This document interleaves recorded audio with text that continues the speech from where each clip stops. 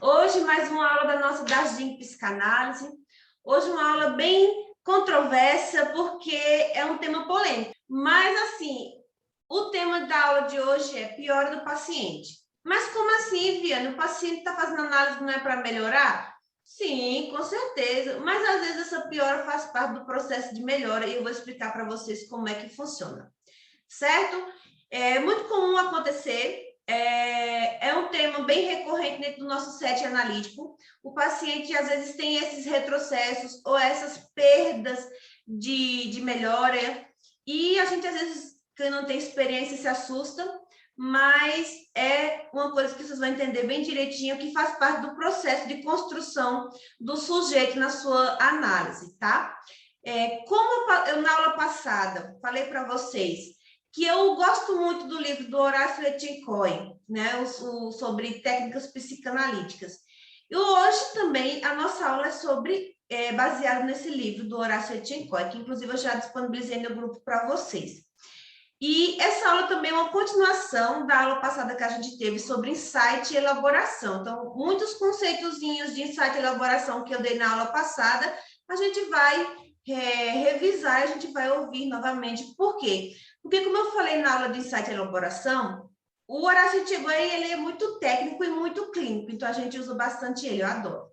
E como eu estava falando sobre insight e elaboração, o Etchegoyen fala que o insight e elaboração, principalmente o insight, é a coluna vertebral da clínica psicanalítica. Então, tudo meu que orbita em volta disso, inclusive a piora do paciente também, que é o nosso tema de hoje. A piora do paciente é um termo mais comum, né? Comum no senso comum. Dentro da clínica psicanalítica, dentro das nossas teorias, dos nossos estudos, a gente chama de reação terapêutica negativa. Então, a reação terapêutica negativa é a piora do paciente, tá? No materialzinho que eu coloquei para vocês, para não ficar repetindo esse nome, eu coloquei RTN, né? Reação terapêutica negativa, que é a abreviação, e aí vocês podem entender direitinho, tá bom? Porque o paciente não melhora, não consegue melhorar, ou tem uma piora depois da melhora, certo? Nós vamos falar sobre isso, mas antes de tudo isso, eu vou falar para vocês quais são os tipos de piora. Existem alguns tipos de piora dentro da clínica psicanalítica que a gente observa no nosso paciente. Eu vou citar 4, e dentre dessas 4, eu vou me aprofundar em apenas uma, que é a reação terapêutica negativa. Por que não nas outras? Porque elas não são negativas e porque uma delas é natural. Eu vou explicar para vocês. Primeira piora, a piora natural da vida. Qual é a piora natural da vida? A nossa vida ela tem oscilações. O nosso cachorrinho morre, a gente termina um relacionamento, a gente muda e se sente deslocado, entristecido. Então, muitas coisas na nossa vida acontecem que fazem com que a gente tenha uma piora. Mas isso é natural.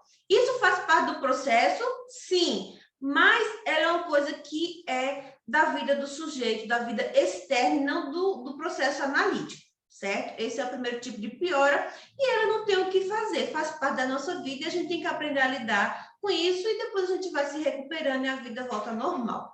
A segunda piora é chamada de resposta reativa, tá? Ou então mudança do paciente. Isso é uma defesa, tá bom? Isso é uma defesa que geralmente é observada pelas pessoas que orbitam em volta do paciente, do sujeito que está em análise. Um exemplo, uma mulher que é muito submissa, que está sofrendo coações e relacionamentos abusivos e sempre não tem, vamos dizer assim, não sabe dizer não, sempre aceita as vontades do outro, e ela começa a fazer análise. E aí, dentro do processo analítico, ela começa a ter suas defesas pessoais sendo ativadas. Ela começa a dizer não, ela começa a não aceitar tudo que antes aceitava. Então, ela chega para a análise e fala, eu estou pior. Como assim você está pior? Ah, as pessoas estão dizendo que eu estou chata, que eu estou implicante. E aí você entende que essa piora é uma piora positiva, porque isso é uma resposta ao processo terapêutico. Um paciente que antes ele não tinha suas defesas, não falava por si, estava na posição de objeto, e hoje ele começa a falar por si, a ter vontades e desejos, para o externo, para as outras pessoas, é uma piora, mas para ela, dentro do processo analítico e da sua vida, da sua construção, é uma melhora. Então, a gente vê isso como uma resposta reativa, é uma melhora positiva. Então, a gente não vai falar sobre isso hoje. A outra piora é muito baseada na teoria da Melanie Klein. É a piora que é a introdução à posição depressiva, que a gente já estudou na aula de posição esquizoparanoide e posição depressiva da Melanie Klein. Então, essa piora para a entrada na posição depressiva, ela é muito positiva, porque quando o sujeito ele sai da posição esquizoparanoide para a posição depressiva, existe um luto, existe uma perda das suas crenças, existe uma perda das suas verdades internas, existe uma perda de tudo que ele achava da sua onipotência, do seu narcisismo. Ele começa a entender o outro, perceber que o problema muitas vezes é ele.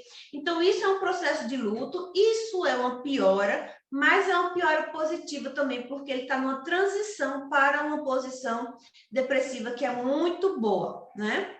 Agora, existe a piora, que é a reação terapêutica negativa, que essa piora é negativa, tá? Ela não é positiva, e o Etienne Coy, ele fala que isso é uma reação, né, paradoxal. Ele trata a reação terapêutica negativa como algo paradoxal, algo que é, vamos dizer assim, absurdo, que é controverso, que é incoerente, porque o paciente está na terapia para melhorar. Então, por que ele piora? De uma forma negativa, exceto as que eu já citei, que são positivas. Então, a gente vai começar a falar especificamente da reação terapêutica negativa agora, tá? Mas antes eu vou dar um resuminho sobre insight e elaboração para vocês se localizarem dentro da aula. Insight e elaboração é o que, gente, que eu falei na aula passada? É a entrada na posição depressiva, certo?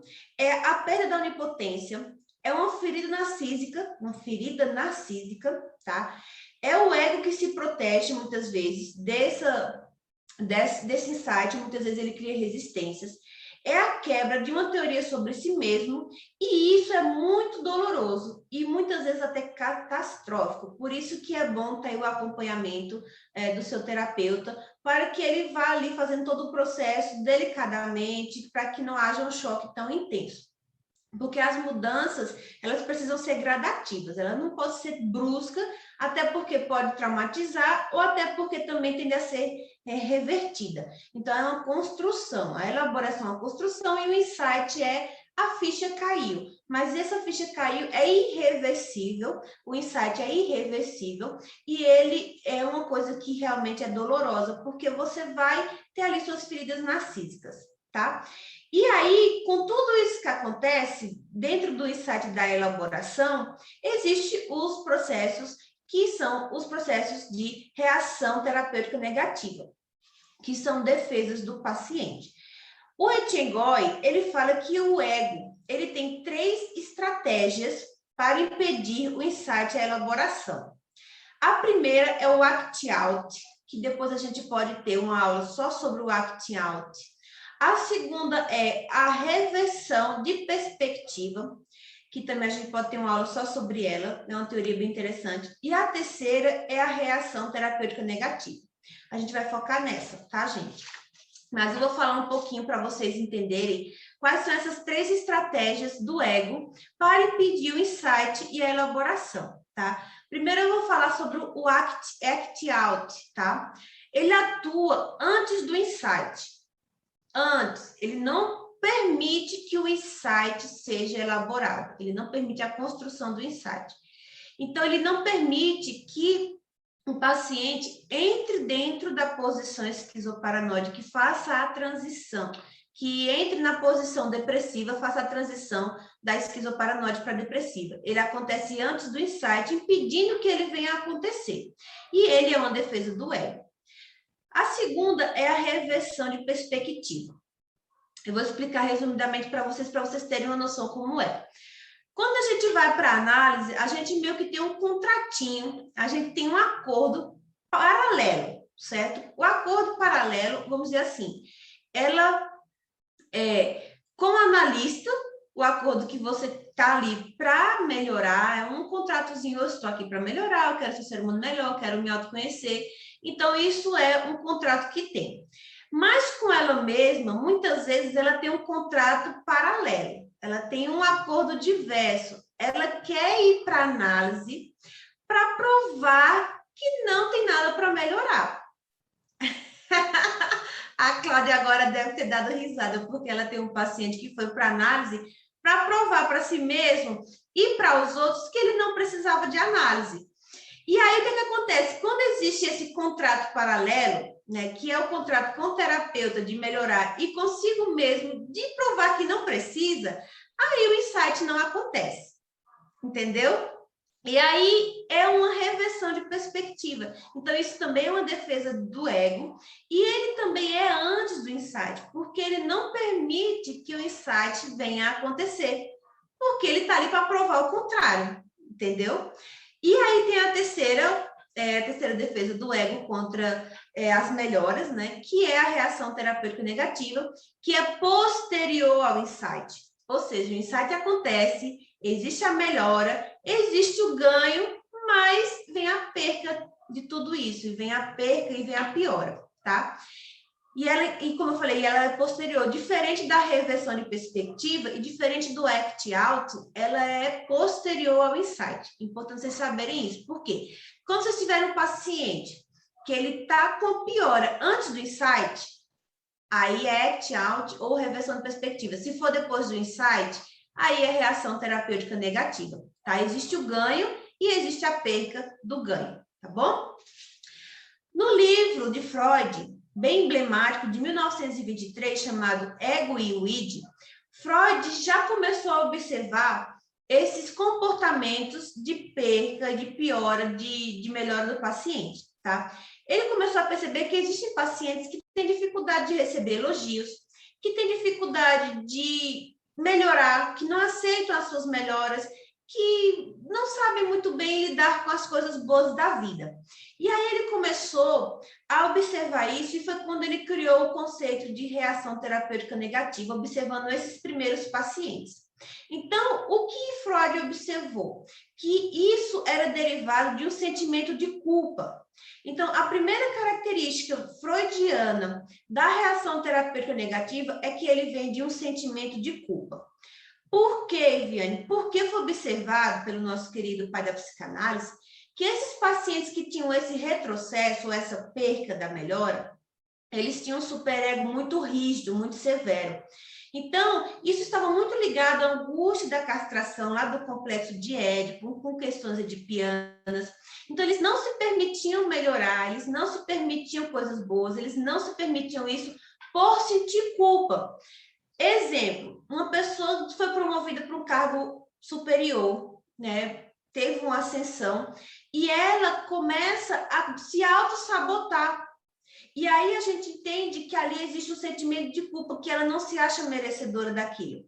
Então, isso é um dos fatos que existe dentro da terapia também, onde o paciente começa a melhorar e ele não aceita, ele não se acha merecedor, ele se sente culpado pela sua melhora, por N motivos, e aí ele tem essa reação terapêutica negativa, tá? Outra observação de Freud, já em 1924, num texto dele chamado Problemas Econômicos do Masoquismo, é um texto pequeno, mas um texto muito profundo. Ele também fala do masoquismo do ego, como uma das características da reação terapêutica negativa. Por quê? Porque o ego, aí já não é o superego, tá? Ele observou que existe o superego severo, que tem um sentimento de culpa e que pode criar essa reação terapêutica negativa. E também observou que no ego, tá? Também existe um obstáculo, né, para a melhora do paciente, que é caracterizado como o masoquismo do ego, certo? Então, a gente vê que o sentimento de culpa vem do superego e o masoquismo do ego vem do ego mesmo. Então, o ego, ele tem uma necessidade de ser punido. Ele tem uma necessidade de ser castigado, por isso o masoquismo do ego. Então, assim, o sujeito, ele começa a sentir prazer no sintoma e na doença. E ele não vai melhorar, não vai querer melhorar, não vai aceitar a sua melhora, porque ele está como o Lacan fala, ele está gozando inconscientemente naquele sintoma. Ele está sentindo prazer na dor, no sofrimento e na doença. É uma coisa absurda? Racionalmente é. Por quê? Porque uma pessoa vai para a análise para se tratar. Então, por que ela iria se boicotar? Né? Porque ela iria querer continuar no sintoma de depressão, de angústia, se ela quer sair daquilo racionalmente. Mas são questões inconscientes, questões recalcadas que vêm à tona. Pessoas que têm conflito, geralmente, que tem uma criação onde faltou ali o limite, então ela incute nela mesma essa punição. Isso é um exemplo, tá? Inconsciente, e aí o ego, ele faz esse masoquismo do ego para não melhorar. E isso cria também a reação terapêutica negativa. Melhorei. Opa, não quero melhorar, quero continuar no sintoma porque eu quero continuar sendo punida. Para mim é prazeroso. Entendeu? É o que eu estou falando para vocês, é paradoxal, é controverso, é incoerente, mas acontece bastante, tá, gente? É preciso que a gente esteja atento para que a gente perceba e não também ficar se culpando. O que é que eu fiz errado? O terapeuta, muitas vezes um terapeuta inexperiente, ele pode achar que o paciente piorou porque ele não foi suficientemente bom. É bem comum. E muitas vezes o paciente às vezes sai da análise após essa piora. Então, assim, é preciso estar com isso tudo bem trabalhado na teoria e também em análise para que a gente não fique se sentindo um lixo, né? Então, acontece e vocês já vão estar sabendo, então talvez não sofram com essas perturbações da força. E, segundo Freud também, existe tudo isso por trás, existe uma coisa chamada instinto de morte, tá? Depois de 1920, Freud reformulou algumas coisas bem importantes da psicanálise, e entre elas o instinto de vida e o instinto de morte. Então, ele fala que o instinto de morte é a raiz da culpa, do sentimento de culpa e do sentimento de masoquismo do ego. Então, é como se fosse uma agressividade voltada contra si mesmo. A gente sabe que o instinto de morte é um instinto destrutivo. Pode ser pulsão ou pode ser instinto, Marcelo. Existem os dois nomes nas literaturas. A gente pode falar pulsão de morte, pulsão de vida, ou instinto de morte, instinto de vida, dependendo da tradução. Quando a tradução vem direto do alemão, você vai ler mais a pulsão de morte. Quando ela vem do inglês, do alemão para o inglês para o português, aí vem o instinto, tá? Então é bom vocês saberem os dois, porque vai ler dos dois jeitos. Mas é a mesma coisa, tá bom? Foi boa a sua pergunta, para a gente já deixar bem esclarecido. Então, quando existe essa pulsão de morte voltada contra si mesmo, dentro da reação terapêutica negativa, Freud disse que existe o masoquismo do ego e o sentimento de culpa, tá bom? Agora eu vou falar de dois trabalhos bem importantes, que são de 1936. Um é da Karen Horney, né? E o outro é da Joan Rivière. Eu acho que é isso. E elas também trabalharam muito o tema reação terapêutica negativa. Vamos falar da Karen Horney. Ela tem um livro chamado O Problema da Reação Terapêutica Negativa. Nele, ela fala que a reação terapêutica negativa é um processo normal dentro do processo psicanalítico, dentro do processo terapêutico, e ela fala que é um ataque ao que foi construído de bom. Aí ela já tende um pouco para as teorias kleinianas, onde existe aquele ataque, né, invejoso ao que é bom, porque eu vou destruir o que é bom, né? Eu sei o bom, sei o mal, a gente já estudou. Então, ela fala que a reação terapêutica negativa é um ataque ao que é bom. E que ele existe mais em pacientes narcísicos e sadomasoquistas. Por quê? Porque o paciente narcísico, que tem um traço narcísico mais acentuado, porque todos nós temos narcisismo dentro da gente. O narcisismo, ele é essencial para que a gente tenha uma boa autoestima, para que a gente se sinta bonito, a gente se sinta inteligente, para que a gente lute pelos nossos objetivos. É preciso existir o narcisismo. Só que existe aquele narcisismo que é exagerado, que é prejudicial para si e para os outros. Existe o narcisismo patológico também. Então, assim, um paciente que tem um traço do narcisismo mais acentuado, não saudável, ele tende a ter mais reação terapêutica negativa. Por quê? Porque ele vai se sentir humilhado quando alguém te oferecer para ele uma coisa boa. É estranho, mas é uma teoria bem interessante. Inclusive, ela vem da teoria da inveja da Klein. Por quê? Porque esse sentimento de humilhação, ele é derivado da dependência que ele vai sentir do analista, por depender do analista para se sentir melhor. Então, assim, o narcisista, ele não quer depender de ninguém. Ele é onipotente, ele é autossuficiente e ele não quer que o outro seja, vamos dizer assim, superior para estar oferecendo uma melhora ou algo bom para ele. Então, o que é que ele faz? Ele tá um ataque para destruir esse algo bom. Isso é a teoria da Karen Horney, tá? Então, assim, sentem humilhados por depender do analista para a melhora. Sentem diminuídos e eles veem a interpretação. É isso mesmo, Luiz. Eles correm do analista. Isso mesmo.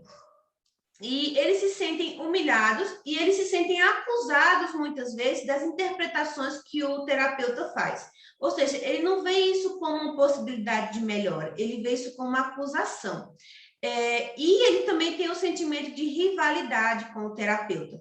Então, assim, isso também é um reforço que a Karen Horney fez às teorias do Abraham, né? O Abraham que morreu em 1920, que inclusive teve uma ligação muito forte com Freud e com a Klein, e ele fala muito sobre também esses processos narcísicos e a rivalidade do paciente com o analista. O paciente que tem esse traço narcísico, ele quer sempre mostrar que é superior, que o analista ali, ele não tem muito a oferecer para ele, e quando existe uma melhora, ele ataca essa melhora e constrói uma reação terapêutica negativa, tá bom? Também em 1936, o trabalho da Joan Revier, ela fala no seu livro chamado Uma Contribuição à Análise da Reação Terapêutica Negativa. Aí ela já vai se basear mais também na teoria kleiniana da posição depressiva. A posição depressiva que foi conceituada pela Klein em 1935. Então, um ano depois, Joan Revier veio com essa nova teoria, né, essa nova construção. Na verdade, não é nada de novo, eles foram acrescentando coisas ao que Freud já vinha falando há um bom tempo, tá bom? Então, ela concorda com a Horney, né, com a Karen Horney, sobre rivalizar e sobre o medo da dependência do paciente com o terapeuta. E ela diz que é uma defesa do ego para evitar a catástrofe depressiva. Evitar a saída da posição esquizoparanoide para a posição depressiva, onde existe o luto, onde existe aqueles processos dolorosos, mas que é um processo irreversível, que é um processo benéfico para o paciente. Então, ela fala que, na teoria dela, a reação terapêutica negativa é uma defesa para evitar essa catástrofe depressiva, tá? Então, o que acontece? Cria-se dificuldades para entrar na posição depressiva. E ela diz que nessas dificuldades acontecem através das defesas maníacas. As defesas maníacas foram conceituadas pela Melanie Klein. Outros autores falam sobre ataques e defesas maníacas. Por quê? Porque essas defesas maníacas, ao mesmo tempo, ela ataca. Então, vocês podem encontrar por aí defesas maníacas da Klein ou ataques e defesas maníacas, mas é a mesma coisa. Então, existem 3 principais defesas maníacas que o paciente, segundo o Joan Revier, vai usar para evitar essa entrada na posição depressiva dentro da reação terapêutica negativa, que é negação da realidade, depreciação do objeto, né, o desprezo pelo objeto, geralmente pelo analista, e a necessidade de controle, tá? Isso tudo, geralmente, acontece dentro do set analítico, é muito comum, às vezes vem disfarçado, às vezes vem descarado, mas a necessidade do controle eu vejo maior. Eu vejo essa defesa maníaca, o paciente que está na posição esquizoparanoide, ter essa necessidade de controle mais descaradamente ser mais evidente. A depreciação do objeto é uma ferramenta também utilizada para evitar a inveja. Ou seja, eu vou depreciar para que eu não tenha inveja dele, porque a inveja me causa angústia, né? A inveja causa, né, um sentimento de desespero. Eu não aceito o que é bom no outro, eu quero destruir, isso demanda muita energia, né? Muita energia libidinal. Então, para evitar a inveja, o paciente também tem essa defesa maníaca chamada depreciação do objeto, tá bom? E a negação da realidade é a negação que a gente já sabe. E tudo isso acontece nos níveis primitivos, tá? Na rivalidade, no narcisismo e na inveja. Vou falar um exemplo para vocês, tá? De defesa maníaca depressiva, de defesa maníaca, tá? Para evitar a entrada na posição depressiva. Um paciente que não associa livremente e um paciente que não quer falar ou não quer parar de falar. O não associar livremente é uma ferramenta para que você não consiga entrar em contato com o seu inconsciente. Não entrando em contato com o seu inconsciente, você também não vai entrar em contato com o que realmente é importante para que você tenha uma melhora e um insight. Então, isso também é uma defesa maníaca. E o não parar de falar, paciente que entra na sessão e fica falando o tempo todo, e não para de falar, inclusive a gente tem um caso desse na supervisão, é também uma defesa maníaca. Por quê? Porque o paciente ali quer ter o controle do que fala. Então, ele fala muita coisa, mas nada que realmente é importante dentro do processo terapêutico. São poucas as coisas que a gente vai pegando algum ato falho, né, alguns xistes, mas o associação livre, o contato realmente com o inconsciente, a gente não vê. Então, por que eles fazem isso? Para rechaçar, para impedir essa entrada na posição depressiva e impedir o insight. E eles rechaçam também as interpretações, tá? Não, por quê? Porque eles podem não ter estrutura ainda para aceitar as interpretações do terapeuta. Então, eles ficam rechaçando, ficam negando. Não acho que seja isso. Às vezes você pode estar enganado. É muito comum a gente também ouvir: olha, eu não consegui entender o que você está querendo me mostrar. Então, isso são rechações, né, das nossas interpretações. Desafiar o analista também é uma forma de defesa primitiva, defesas maníacas, e a superioridade com relação ao analista. Isso, quer mostrar que o analista não é bom, porque aí ele vai rebaixar o analista, ele não vai ter inveja do analista, ele vai se sentir superior, né? Aí ele está preservando a sua onipotência e está evitando ali de realmente entrar em contato consigo mesmo. E agora a gente vai falar mais da Klein sobre a inveja. Por quê? Porque a teoria da Melanie Klein sobre a reação terapêutica negativa é baseada principalmente na teoria da inveja. A inveja, pela Melanie Klein, é o que é mais difícil de fazer com que o paciente entre em contato consigo mesmo, com seus processos, com seus conflitos. Então, a inveja é como se fosse o maior obstáculo na visão da Melanie Klein. Em 1957, a Melanie Klein publicou um livro que é bem emblemático, acho que todo mundo aqui já ouviu falar, que é Inveja e Gratidão. Inclusive, a gente vai abordar mais o tema de inveja no próximo mês, vai ter uma aula só de culpa e inveja, porque a gente, é difícil muitas vezes para a gente entender nos processos analíticos que a gente tem inveja. Mas todo mundo tem inveja. Todo mundo tem narcisismo, todo mundo tem agressividade, todo mundo tem inveja, todo mundo tem esses sentimentos que muitas vezes a gente julga e critica no outro. Mas a gente tem. O que é que acontece? Algumas pessoas têm a capacidade melhor de lidar com isso e outras não têm a consciência do que está acontecendo. Então, a não consciência do seu sentimento de inveja impede com que você tenha suas melhoras no processo analítico, segundo a Melanie Klein, tá? Inveja é o sentimento que mais atrapalha o desenvolvimento mental do sujeito. Ataca o que é bom, é insuportável, tá? O bom do outro é insuportável para o sujeito invejoso.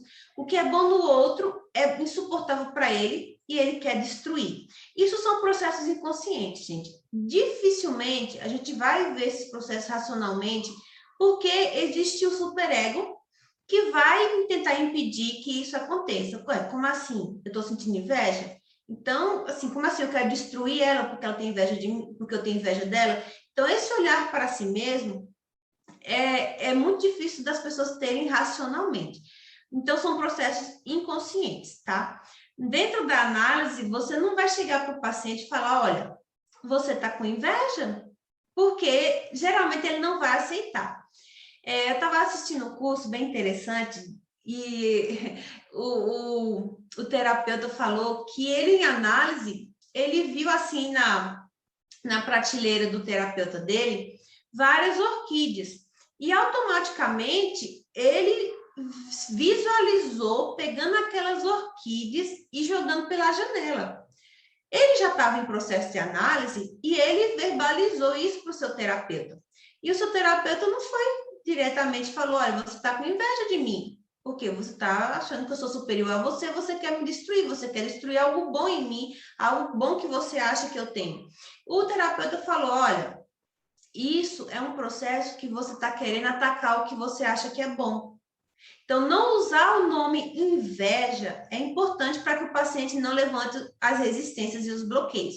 Então, assim, você vê que o paciente está tendo comportamentos de inveja, você pode falar, olha, você está querendo atacar algo que é bom, porque você muitas vezes está desejando ter aquilo para si. Então, como você não pode, você ataca. É um processo inconsciente, todos nós passamos por isso. Aí, se o paciente falar, mas isso não é inveja? Aí você fala, mas aí partiu dele o entendimento, entendeu? Então, dá a oportunidade do paciente, no tempo dele, ter seus entendimentos, tá?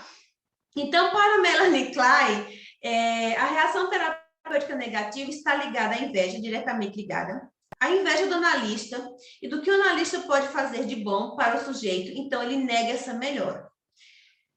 É comum, tá, que os pacientes tenham essa inveja do terapeuta. Por quê? Porque, segundo nosso querido Lacan, é preciso que exista o suposto saber para que exista a transferência. O suposto saber do sujeito para o analista é que o sujeito ele precisa ter o entendimento do que o terapeuta sabe mais que ele e que pode ajudá-lo. Se ele não tiver isso, ele não entra em transferência, ele não tem processo terapêutico. Só que muitas vezes esse suposto saber acontece e também vem junto com a inveja. Porque não aceita que o outro saiba mais, que o outro possa oferecer algo de bom, que o analista possa ajudá-lo, porque ele vai se sentir rebaixado e humilhado, uma ferida narcísica. Então, todos esses processos aí estão interligados. Pessoa invejosa se sente humilhada em receber o bem, tá? É insuportável e quer destruir. Então, se ela destrói o que é bom, ela também não recebe. E aí ela não melhora.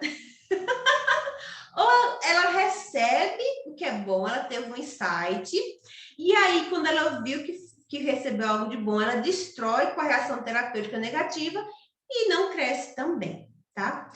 Isso é o oposto da gratidão para Melanie Klein. E para Melanie Klein, a gratidão é o sentimento mais evoluído que existe. Tá? Por quê? Porque eu admito que o outro tem algo de bom, que ele pode me oferecer algo de bom, eu aceito que ele me dê algo de bom, eu não me sinto humilhado por isso e eu não tenho inveja do algo de bom dele. Eu aceito e eu, né, tenho humildade de reconhecer e de ser grato. Então, para Melanie Klein, o oposto da inveja é a gratidão e é uma evolução a esse sentimento.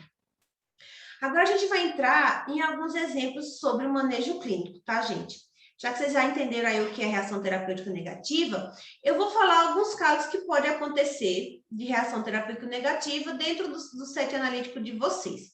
Alguns de vocês vão se identificar, e inclusive o Luiz, que já falou aqui alguns, né? Mas eu vou exemplificar mais praticamente, tá? Exemplo, o terapeuta faz uma interpretação correta.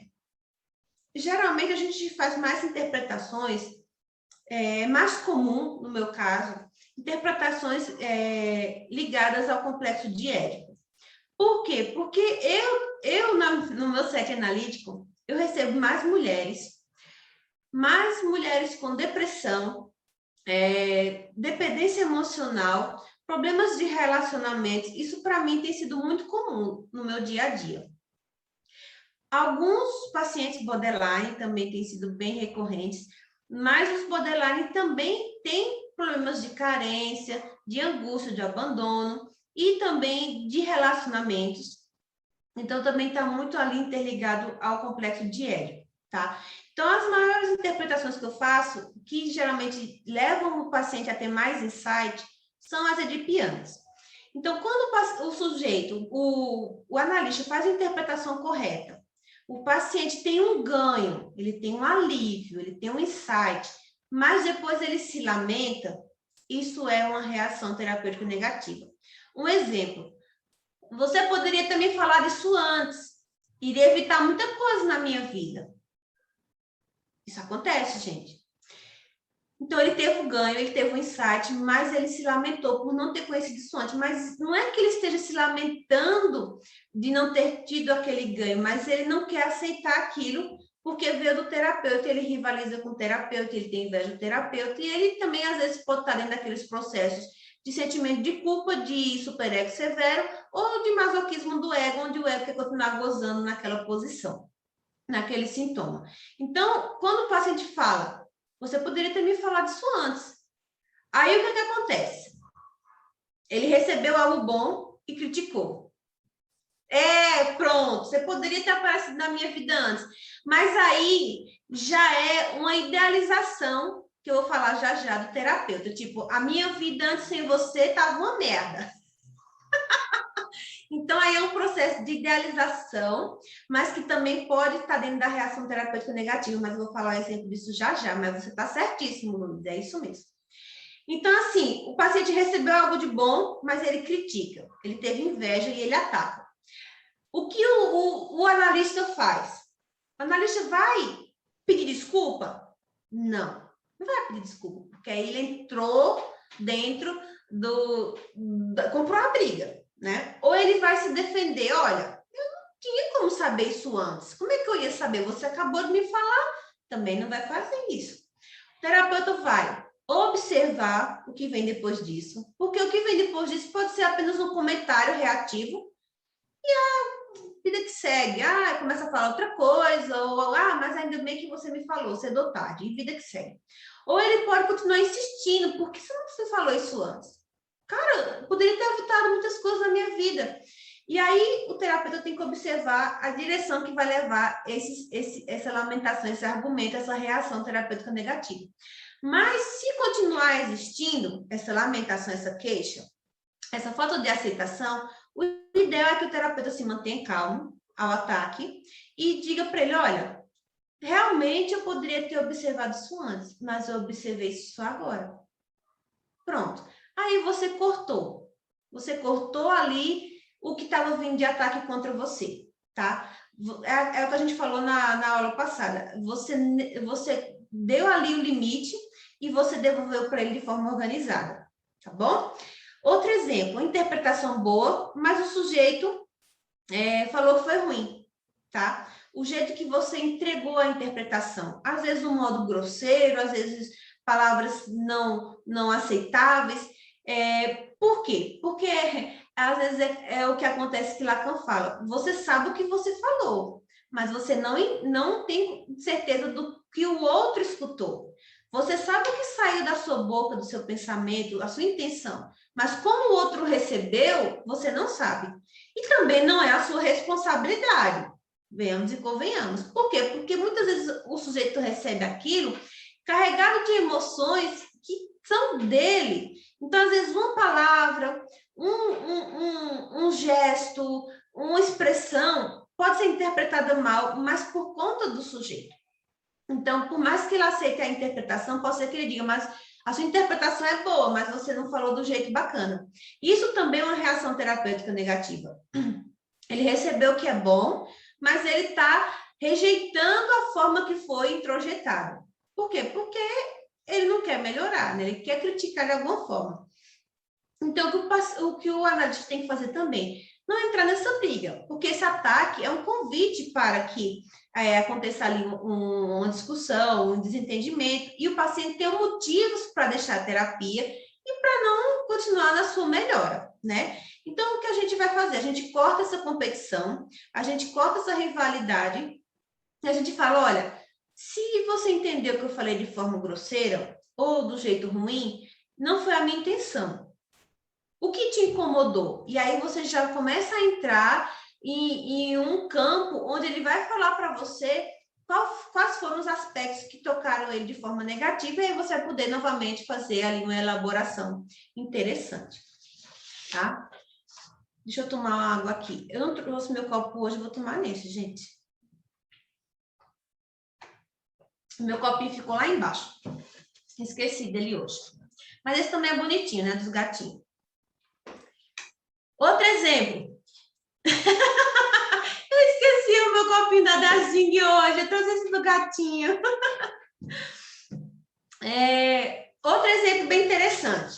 Quando o paciente recebe uma interpretação, tem um insight, né? Porque a reação terapêutica negativa é sempre após o insight, só que ele começa a aumentar a interpretação. Ah, mas isso aqui também tem isso, mas isso aqui também entra nisso, mas é porque a minha mãe também tem isso aqui dentro dessa interpretação, mas aquilo naquele dia também está ligado a isso. Então, assim, você vê que ali o paciente está querendo ter o controle. O paciente está querendo competir com o analista. Por exemplo, você me deu isso, mas eu sei mais que você, eu vou acrescentar o que você me deu. Então, existe a competição e também a necessidade de controle de que ele seja responsável pelos seus processos e pela sua melhora. Então, existe ali também uma defesa contra a dependência que é natural no processo analítico do sujeito com o analista, tá bom? Outra coisa que é bem interessante, que já aconteceu comigo uma par de vezes, você faz uma interpretação, o paciente concorda, o paciente aceita, ele vai embora aliviado da sua angústia, entende os seus processos. Na outra sessão, ou algumas sessões depois, ele retorna esse assunto. Só que ele fala assim, eu chamo de roubo de interpretação. Ele fala que a interpretação é dele, tipo, olha, eu tive um entendimento sobre tal coisa e mudou a minha vida.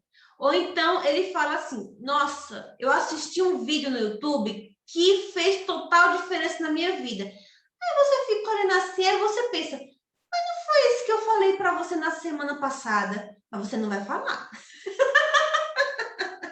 Você não vai falar.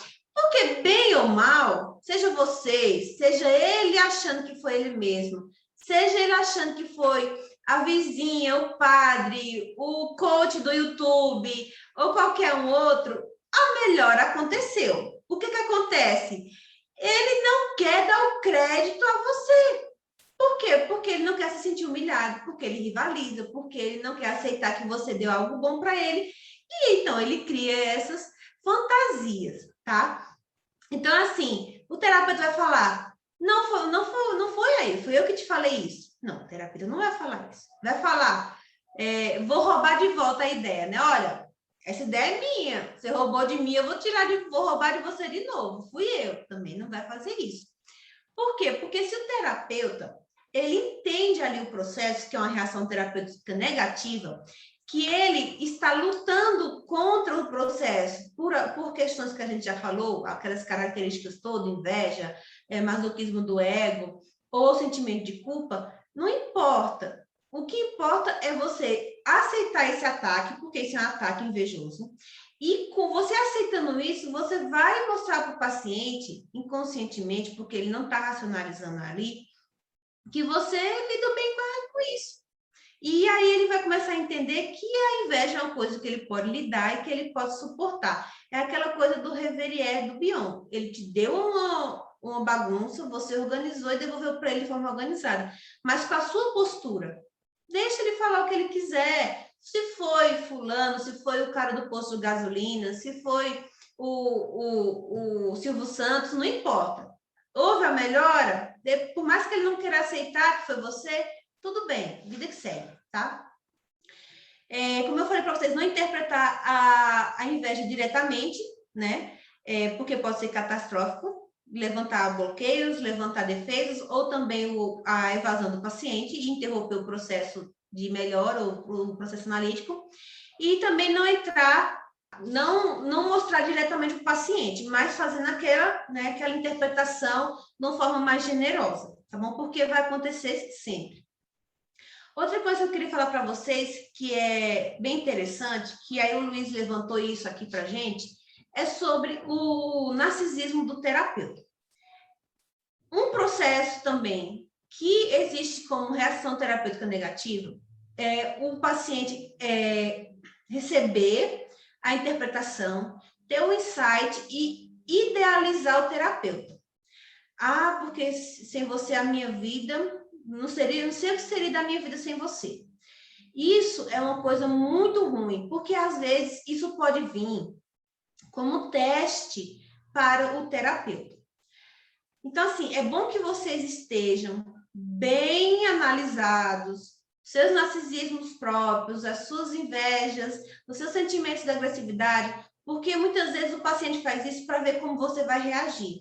E aí, quando você reage narcisicamente, inflando o seu ego com aquele elogio, o paciente confirma que você estava querendo humilhá-lo com a sua interpretação. Então, ele vai perder a melhora porque ele se sentiu humilhado quando você demonstrou seu narcisismo. Então, assim, é muito comum, né, a gente ver essas idealizações, mas quando ela vir depois do insight, ligue os alertas, mantenha-se sereno, não demonstre muito agradecimento. Olha, eu sou como você, eu só estou aqui na posição. É uma isca, isso mesmo, Luiz. Tem que ter muito cuidado, porque, assim, são questões inconscientes, entendeu? Então, assim, ele está ali te cutucando. Como você vai reagir é a forma que você vai ensinar para ele como ele também deve reagir. Então, assim, nós somos espelhos para os nossos pacientes, nós somos referências. Então, manter-se sereno, não ficar com o ego inflado, não aceitar aquilo como uma coisa, eu sou realmente, né, fodástico. Não, eu estou aqui fazendo meu trabalho, eu quero ajudar você e você está fazendo parte importantíssima dentro desse processo. E aí você tenta cortar essa idealização e esses elogios exagerados, tá? Outro exemplo é a confusão, a chamada confusão. Quando você faz uma elaboração e o paciente faz, não entendi. Aí você tenta explicar de novo e o paciente fala, continuo não entendendo. O que é que ele está fazendo com isso? Tem bastante, Yara, tem bastante gente, não só dentro da psicanálise, como em várias outras áreas, que se acham essenciais, indestrutíveis e os donos da verdade. A gente tem que ter muito cuidado para a gente não se contaminar com isso também. Ter sempre o pé no chão, uma dose de realidade. Eu tenho minha dose de realidade, o que me puxa muito para a minha humildade é o meu filho autista, que ele me mostra todos os dias que eu sou muitas vezes inútil e eu sou muitas vezes incapaz. Então, assim, são lições de humildades diárias.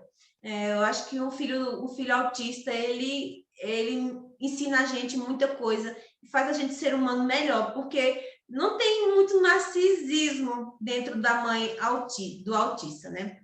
Então, graças a Deus, e além de todos os outros aspectos, né, de ser mãe de um autista, eu acho que isso é fundamental para mim. Mas vamos para a aula. Então, assim, a confusão, tá? O não entendi. Você faz interpretação e o paciente fala não entendi. Você tenta explicar de novo, ele fala não entendi. Na verdade, ele entendeu, ele teve um ganho, ele teve um processo ali, só que ele está querendo destruir o que recebeu de bom, muitas vezes porque ele não está pronto. Então, ele rechaça, não entendi. O que é que você faz? Você vai insistir para que ele entenda? Você não vai, porque às vezes é o tempo do paciente. Você vai explicar com paciência novamente, mas detalhado. Se ele continuar não entendendo, você fala, olha, então vamos seguir adiante, quem sabe mais para frente a gente retorna esse ponto. Deixa para lá, tá bom? Porque não adianta, ele realmente ali teve uma reação terapêutica negativa, ele não quer aceitar o que você está oferecendo de bom para ele. Por culpa, por inveja, por masoquismo do ego, mas é isso, Luiz, se fazendo desentendido, né? A gente lá em Pernambuco fala de João sem braço. Se fazendo desentendido, é isso mesmo, né?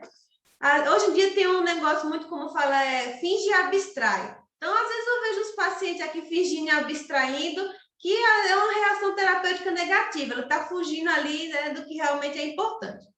Às vezes tem coisas no dia a dia da gente que a gente realmente tem que fingir, abstrair. Mas no processo terapêutico é melhor a gente encarar de frente, né? Isso, fazer egípcia, né? Isso mesmo. Mas dentro da terapia, nem fingir, nem abstrair, nem João sem braço, nem egípcia, a gente tem que encarar de frente nossos processos, porque vai nos fazer ser humanos melhores e mais saudáveis psicicamente. Ainda não estou convencido disso, também é muito comum, né, essa fala dentro do processo da reação terapêutica negativa, e a gente não deve querer convencer o paciente, porque isso é um oscilado, tá? Quando o paciente fala assim, eu ainda não estou convencido disso que você me falou, inconscientemente, ele está querendo falar para você o seguinte, você está querendo me convencer das suas verdades, isso daí não é meu. E aí, se você tenta realmente insistir nisso, convencê-lo, aí você caiu na cilada, aí você caiu na pegadinha, aí você entrou dentro do processo que ele queria te colocar, muitas vezes por projeções, por identificação projetiva. Então, assim, o paciente falou, não estou convencido disso, você fala, tudo bem, todo mundo tem o seu tempo, a gente está aqui para respeitar, no seu tempo. Não insiste, não tenta convencer, porque isso aí é uma pegadinha. Elogios ao analista, né? Como eu falei, é para inflar, é um teste, tá? Tem uma coisa que é bem interessante que eu li no livro que fala assim: é para medir o índice de satisfação narcísica. Isso quem fala é o Etiengoi. Ele fala: o sujeito, o paciente, ele infla o ego do terapeuta para medir o nível de satisfação narcísica que o terapeuta tem. E aí, se você tem um nível de satisfação narcísica muito grande, você entrou no teste, você caiu no teste, você foi reprovado no teste do analisando. Ele cutuca o nosso narcisismo para confirmar a sua fantasia de que estava sendo humilhado, de que você estava querendo humilhá-lo, tá? E para provar a não dependência e a desvalorização do seu trabalho, né? Do trabalho do analista e encerrar muitas vezes o tratamento. O curso que eu estava fazendo sobre reação terapêutica negativa, o instrutor, ele fala, o terapeuta, ele fala que ele atendeu uma paciente e que ela passou a sessão inteira elogiando ele, falando das melhoras que teve na análise, falando tudo isso, e aí no final da sessão, ela preenche o cheque e fala, felizmente eu vou dar encerramento ao nosso tratamento e racionaliza ali, dá suas questões e vai embora. Isso deixou ele muito confuso. Isso ele era um terapeuta inexperiente. Posteriormente, aconteceu novamente com outro paciente. Ele passou a sessão inteira, coincidentemente também era a última sessão do mês. O paciente passou a sessão inteira elogiando, falando todos os seus processos, as suas melhoras, como mudou a sua vida. E aí, inflando o ego do terapeuta. Nisso, o terapeuta já tinha passado por isso e ele percebeu aí que o paciente estava querendo desistir da terapia. Falou, esse sujeito vai fazer tudo isso, vai inflar meu ego e no final falar que vai cancelar os atendimentos. E aí, o que ele fez? Ao invés dele entrar no teste de inflação do ego, né, de inflar o ego, ele fez uma expressão séria, uma expressão neutra. Não demonstrou sorrisos, não demonstrou satisfação no seu narcisismo e ficou neutro. Nisso, faltavam 20 minutos para terminar a sessão e isso desnorteou o paciente. E aí ele começou a ficar desorientado, o que ele tinha planejado de fazer já foi quebrado, já foi cortado, e ele realmente não cancelou o atendimento naquele dia. Ou seja, ele percebeu que o terapeuta lidava bem com o seu narcisismo e que não estava querendo humilhá-lo, né, na sua fantasia de inconsciente. E aí, ele posteriormente veio a cancelar a sessão, mas não foi nesse dia, tá? Então, a gente deve sobreviver aos ataques, tá, de desvalorização. A gente deve sobreviver às idealizações também, e fazer muita análise, elaborar suas próprias invejas e nossos próprios narcisismos, tá bom? Só tem mais uma coisa que eu queria falar para vocês rapidinho, que o Etiengoi fala no finalzinho lá do capítulo que eu estudei, que é reação iatrogênica positiva. Ele fala que é o oposto da reação terapêutica negativa. O nome é estranho, né? Reação iatrogênica positiva. O que é que isso é, Eviane? É o seguinte, ao invés de atacar o que é de bom, ao invés de negar o insight, ele começa a valorizar o erro do analista, certo? É a valorização do erro do analista e é o contrário da reação terapêutica negativa. Eu vou exemplificar para vocês para ficar mais fácil. O paciente está na sala de espera, certo? E aí o analista atrasa. Muitas vezes a gente atrasa porque o paciente anterior não para de falar e a gente às vezes não quer cortar, né? O corte lacaniano, né? Mas às vezes a gente não quer cortar ali porque está vindo muita coisa interessante do inconsciente e que é de fundamental importância. Mas a gente tem que ter a responsabilidade com o próximo paciente seguinte. Por isso que eu dou um intervalo de 20 minutos entre os meus atendimentos, para justamente não, né, principalmente o paciente borderline, se você atrasa, ele acha que você está abandonando, né, a angústia do abandono é ativada, e aí ele já não tem mais a transferência, o processo psicanalítico, né, o analítico fica comprometido. Então, por exemplo, o analista atrasa 10 minutos. Aí chega na sala de espera e fala assim, ai, me desculpa, eu atrasei 10 minutos. Aí o paciente fala, não, tudo bem, é bom porque eu consigo lidar melhor com a minha ansiedade. Isso se chama reação iatrogênica positiva. Ela está valorizando um erro do analista. Vocês entenderam? É o contrário. Mas que não tem benefício nenhum, tá bom? E é isso, gente. Encerramos mais uma aula. Agradeço a companhia de vocês. Caso vocês tenham dúvida, pode entrar aí no linkzinho para dúvidas e esclarecimentos, ou pode mandar e-mail, ou pode mandar WhatsApp, tá? Nós temos nossa plataforma, nosso site, nosso Instagram, da Ging Psicanálise. E se vocês tiverem interesse, a gente tem outros cursos na nossa plataforma EAD. Beijos e até a próxima.